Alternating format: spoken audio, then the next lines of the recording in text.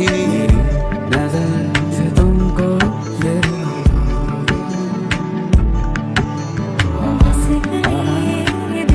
Okay guys, so welcome back to my channel and today's video is about retainers.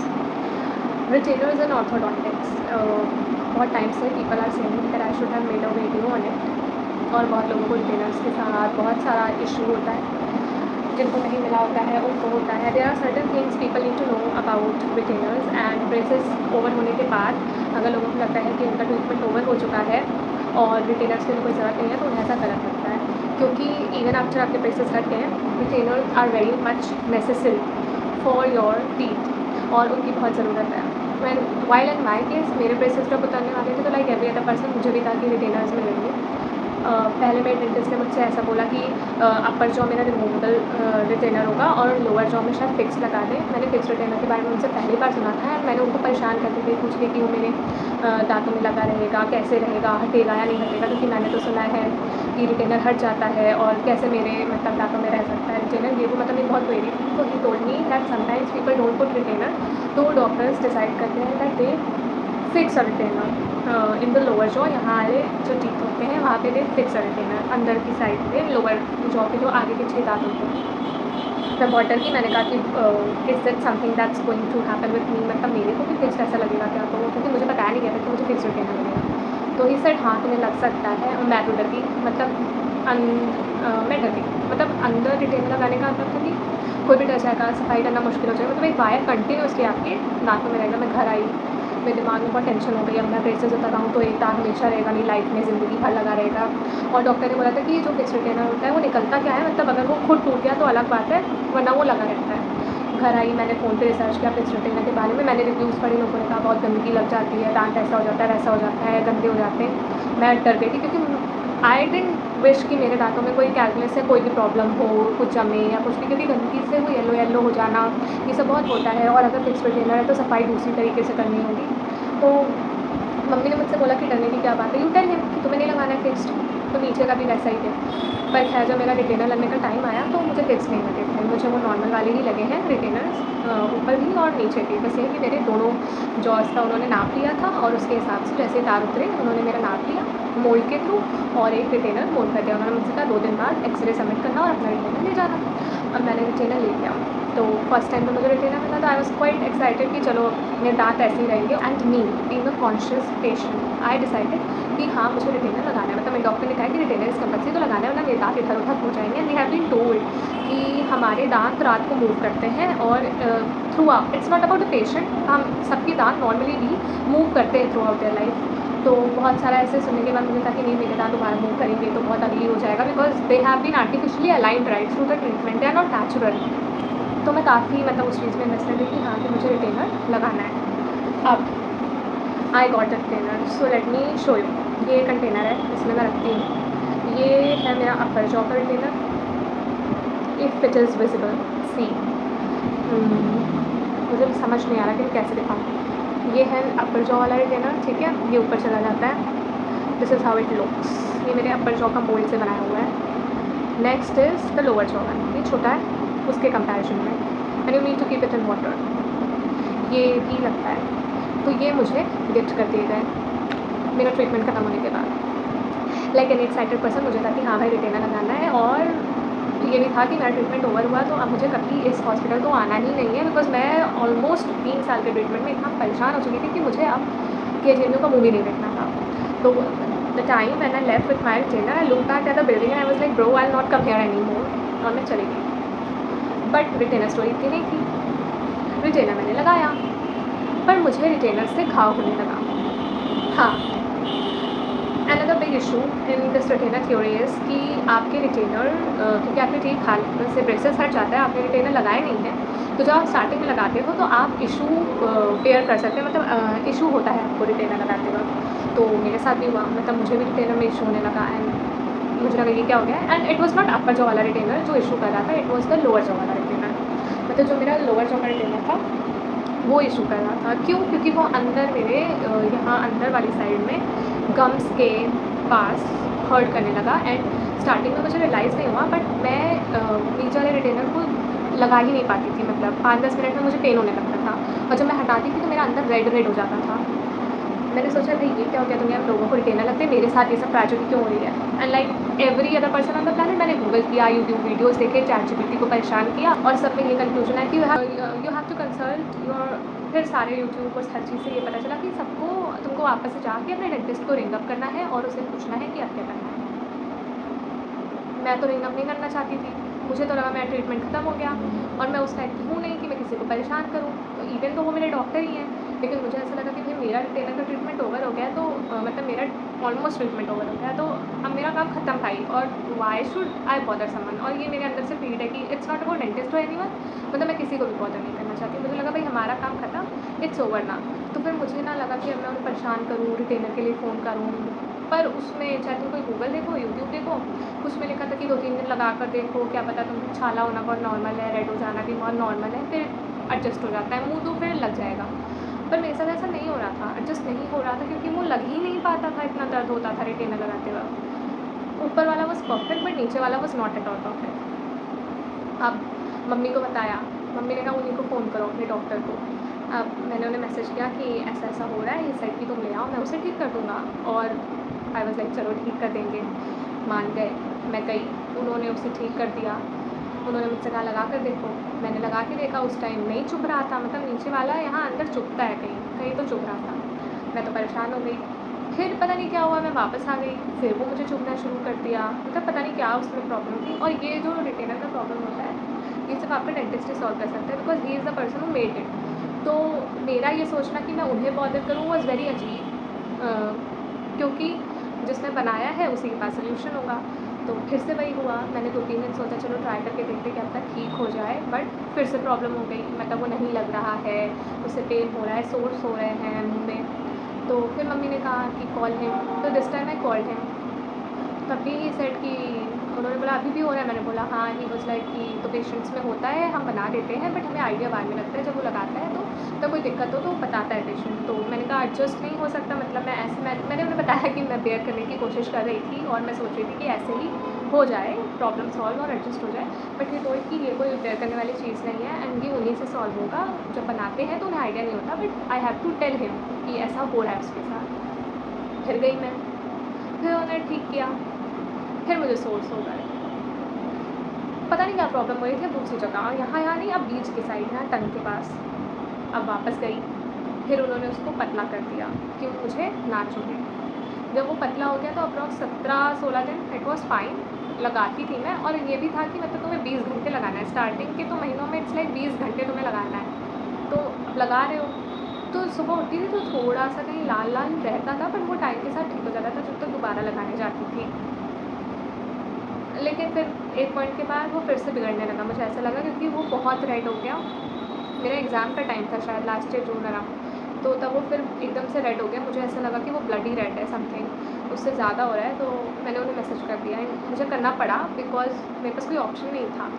I message and I told that is 15 to 16 days, थोड़ा बहुत adjustment था, but suddenly फिर से ऐसा कुछ हो रहा है उसके साथ, लोअर जॉ वाले के साथ। He said come again and I will fix it. मैं फिर गई, दिस टाइम उन्होंने रिटेनर का, जो मेरा ये वाला रिटेनर है लोअर जॉ वाला, इसका ये सब मोटा कर दिया है, ये सब काफ़ी, जिससे कि ये मेरे गम्स को हर्ट ना करे। एंड उन्होंने कहा कि कोई प्रॉब्लम होगा तो तुम आ जाना और बता देना। खैर ये करने से by God's great, touch wood, सब कुछ ठीक था, ठीक है। कुछ नहीं हुआ, मैंने लगाया वगाया। हाँ, एक छाला हुआ था तो उसको मैंने उन्हें दिखा दिया था, फिर से जाके वो ठीक हो गया। But I literally was like, मैंने सोचा था कि मेरा ब्रेसेस का ट्रीटमेंट खत्म हो गया है, now I don't have to go to the doctor और KGMU, and because it is a tiring process. और मैं 3 साल में इतना परेशान हो गई थी कि मुझे दोबारा वहाँ जाने का कोई मन नहीं था। बट क्योंकि वो होता है ना कि जितनी बार आपको जिस प्लेस पे जाना होता है और जहाँ आपका प्रॉब्लम का सलूशन होगा आप तो जाओगे, तो मुझे बार बार वहाँ पे जाना पड़ा। एंड इट्स नॉट लाइक कि मुझे वहाँ डॉक्टर के यहाँ जाने में कोई प्रॉब्लम नहीं, मुझे था कि भाई मेरा ट्रीटमेंट खत्म हो गया, तो अब मेरे साथ ये सब क्यों हो रहा है, मतलब ये ट्रेजेडी क्यों हो रही है, क्यों हो रहा है मेरे साथ। बट फिर हो गया। फिर बाई चांस मैं उसी टाइम जून में गुड़गांव चली गई वहाँ रहने। मैं मनाती थी कि वहाँ पे कोई ऐसा ना हो जाए मेरे साथ, क्योंकि मैं बाहर हूँ, मैं डेंटिस्ट लखनऊ में है, मैं गुड़गांव में हूँ, और अब गुड़गांव में मेरे साथ कोई ट्रेजेडी होगी तो मैं कहाँ जाऊँगी।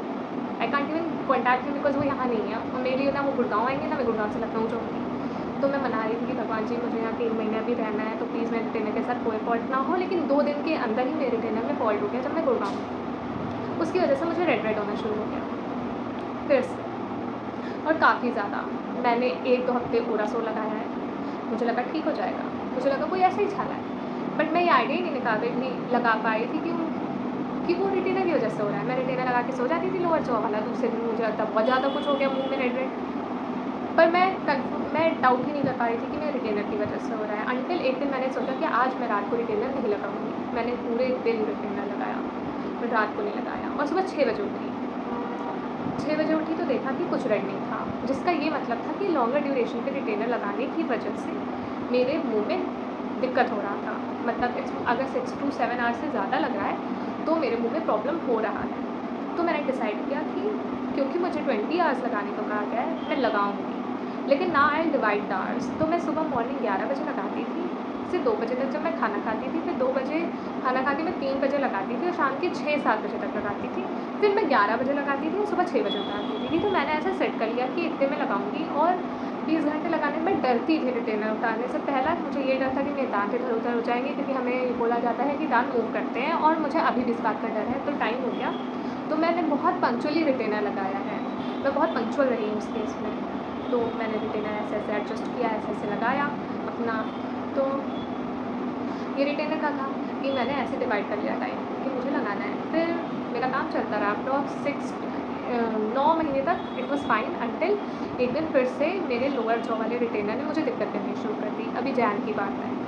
फिर मैंने अपने डॉक्टर को मैसेज किया, बट क्योंकि वो एक गवर्नमेंट हॉस्पिटल में है और डॉक्टर वहाँ चेंज होते रहते हैं 2-2 साल पे, मे बी उनका टर्म खत्म हो जाता हो, तो he told me that I should meet his junior, मतलब जो अब असाइन हो गई होंगी, तो मैं उनसे मिलूँ। ऐसे ही होता है। मेरे प्रीवियस डॉक्टर के बाद मुझे ये मिले थे, और इनके बाद जो जूनियर होगा वो तो मेरी फाइल के JMU में है, तो मुझे उनके पास जाना होगा।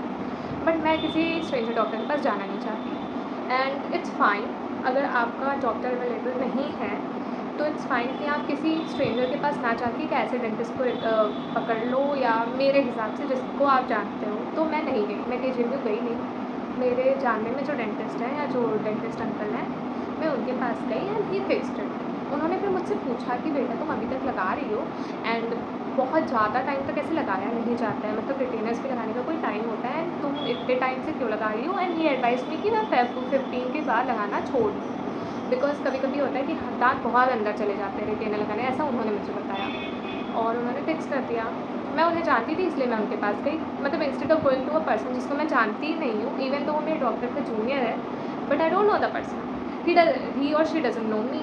तो फिर किसी स्ट्रेंजर के पास ही जाना, इससे अच्छा मैं किसी ऐसे के पास चली जाऊँ मे बी, और रिटेनर फिक्स कोई भी डॉक्टर कर देती। इनफैक्ट जब गुड़गांव में भी प्रॉब्लम हुआ था, तो मैंने सोचा था कि in fact I called some other doctor, तो उन्होंने कहा था कि वो भी फिक्स कर देंगे। तो ऐसा नहीं कि आपका ऑर्थोडोंटिस्ट नहीं है तो आपको कोई मिलेगा ही नहीं, मतलब you can go to a doctor who can help, because क्या कर सकते हो इमरजेंसी केस में। फिर उन्होंने मुझसे कहा कि कितना टाइम हो गया है, टोल्ड इट्स अराउंड 9 मंथ, और मैं इतना टाइम लगाती हूँ, तो ये सेट किया लगाना बंद कर दो और थोड़ा कम लगाओ। और फिर उन्होंने मुझसे बोला कि तुम ऐसा करो कि वहाँ चली जाओ जहाँ तुम्हारा ट्रीटमेंट हुआ था, क्योंकि तुम्हारा फाइल वहाँ है, तो वहाँ डॉक्टर से पूछो कि कब तक लगाना है। तो मैंने बोला वो तो चले गए।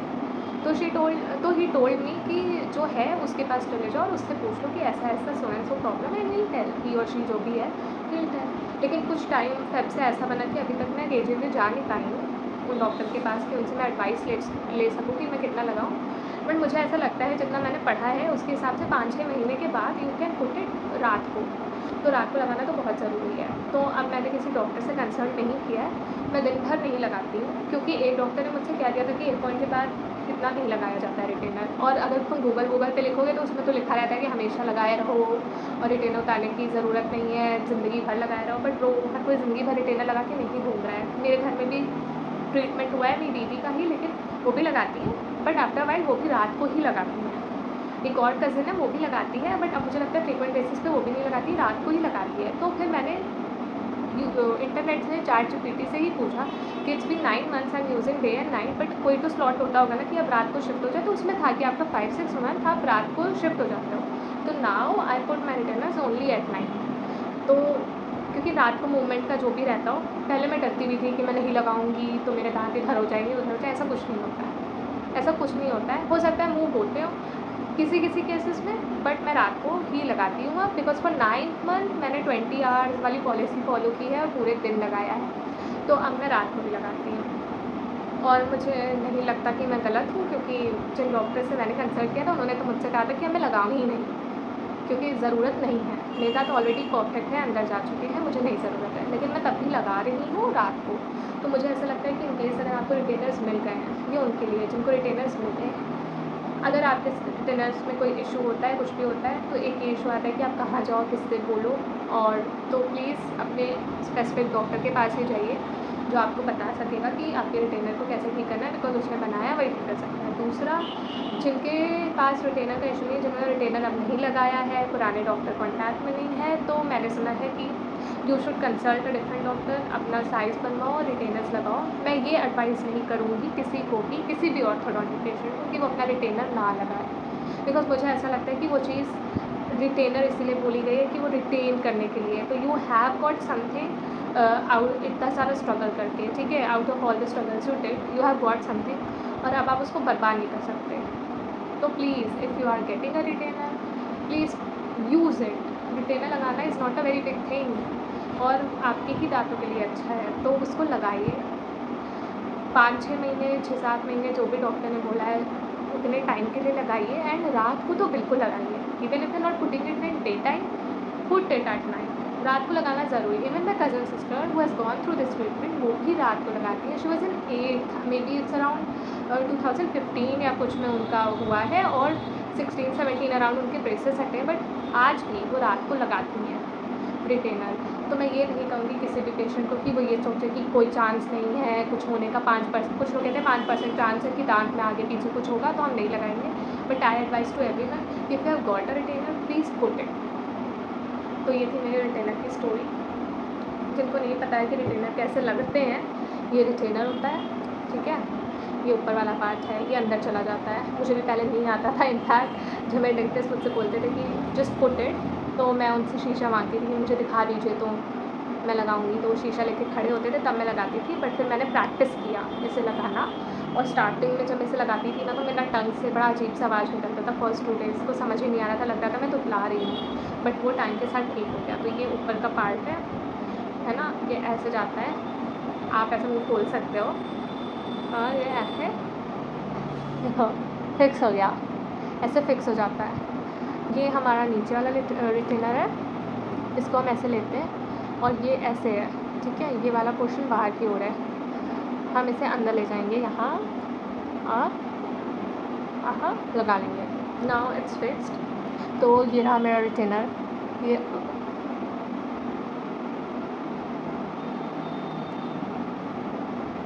इनके बिना मैं कुछ भी नहीं हूँ। Retainers are there for you to help your teeth be the way they are. So if you want to maintain your beautiful smile, please put on your retainers and उनसे धोखा मत करो, क्योंकि retainers are very necessary for a patient जिसका braces का treatment हुआ है। तो मेरी एडवाइस उन सभी लोगों से है कि जिनको भी रिटेनर लगे हैं वो रिटेनर्स को सीरियसली लें। मैं लेती हूँ अभी भी। हाँ, जब मैं इसे लगाती हूँ तो मुझे ऐसा लगता है कि मेरा दांत ऐसा फील होता है जैसे तार बंधे, तो उस टाइम ऐसा लगता है। Even my face look like कि मेरे तार जब बंधा हुआ था तब के जैसा। बट अगेन ज़रूरी है, मैंने ये आपको लगाने के लिए दिखा दिया है। सी आई लाइक इट। और एक और चीज़ है, रिटेनर लगाने के बाद आप कुछ खावा नहीं सकते हो, तो रिटेनर में सिर्फ पानी पी सकते हो। रिटेनर को आपको प्रॉपर धुलना चाहिए, उसे पानी में रखना चाहिए जिससे कि सही हो सके, और उसमें बहुत गर्म पानी ना लगे, बहुत ठंडा पानी ना लगे, ये सब का ध्यान देना चाहिए। ब्रश कर उसे साफ़ करना ज़रूरी है, बट उसको कोलगेट और उससे साफ़ करने का मैंने नहीं सुना है कि ऐसा कोई सिस्टम है।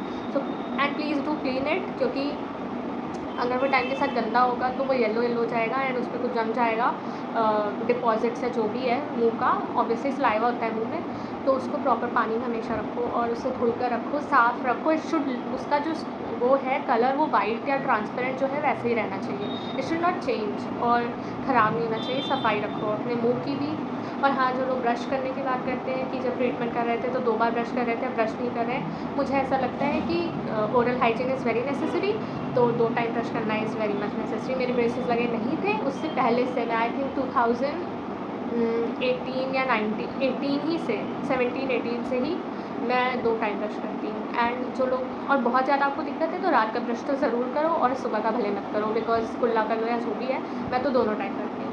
बट रात का इज़ वेरी नेसेसरी, रात का ब्रश, क्योंकि वो जो दिक्कत होती है कैविटी वैविटी की, जिनको भी रात को ही वो काम चलता है मुँह के अंदर, सो प्लीज़ ध्यान रखें उस चीज़ का। तो this was the retainer stuff. Good bye, see you. Next video में बी विल बी अबाउट, जहाँ तक अगली वीडियो मैं बनाऊँगी, it's about gum surgery. Yes, I have undergone the gum surgery for shaping my gums. तो orthodontics में gums में भी प्रॉब्लम, गम्स में प्रॉब्लम नहीं होता है, तो ऑर्थोडोंटिक की वजह से गम्स का कुछ स्वेल हो जाती है या बढ़ जाती है। नया है ये थोड़ा, तो मेरे लिए भी नया था, but I have undergone through the gum surgery. And बहुत सारे orthodontic patients undergo the gum surgery. तो मे बी नेक्स्ट वीडियो में मैं आपको गम रीशेपिंग या गम की जो सर्जरी होती है उसके बारे में बताऊँगी। For then wait till then, bye, take care और हैव अ गुड डे। मैं इसे निकाल दूँ।